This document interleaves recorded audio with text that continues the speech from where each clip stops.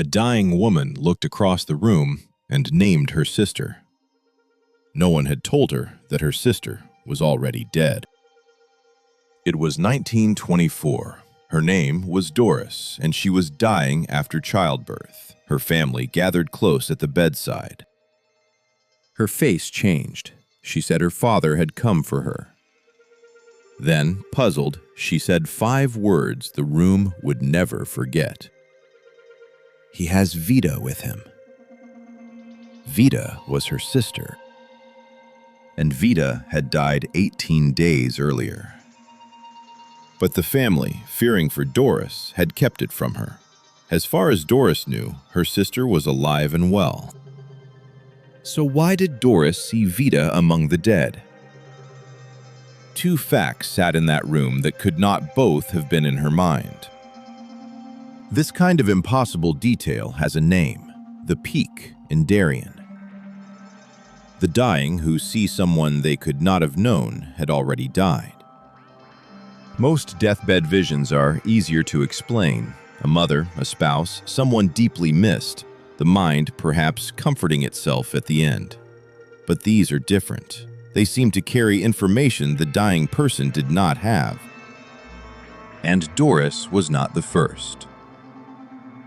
More than 40 years earlier, a dying woman greeted 3 of her brothers, long dead, then, startled, recognized a 4th, a brother the family believed alive and well in India. He had died too. No one in the room had known. Doctors, nurses, and families have recorded moments like these for more than a century. Across different eras and across cultures, the same quiet pattern.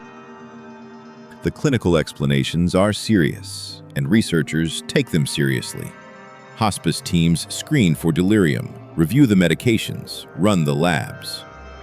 Low oxygen, fever, a dying brain pulling a face from memory. But what they keep finding is that these visions are not confusion. They are coherent, calm, and clear, and that is harder to place.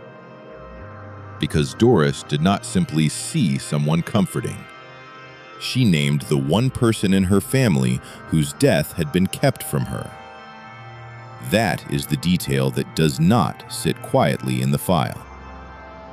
We are not here to tell you what it means. Maybe the brain, at the very edge, can do more than we understand. Maybe a grieving family misremembered. Or maybe, in the final hours, the room is not as empty as it looks. Some families say that simply knowing these patterns makes the final hours less frightening. There is a gentle, free guide for families linked below. And if these case files stay with you, subscribe and follow the record with us. This is a documentary, not medical or grief advice. The records are real. The explanation is still missing. And the question is not whether Doris saw Vida. It is how she knew Vida belonged with the dead. We open the file. You decide who was waiting.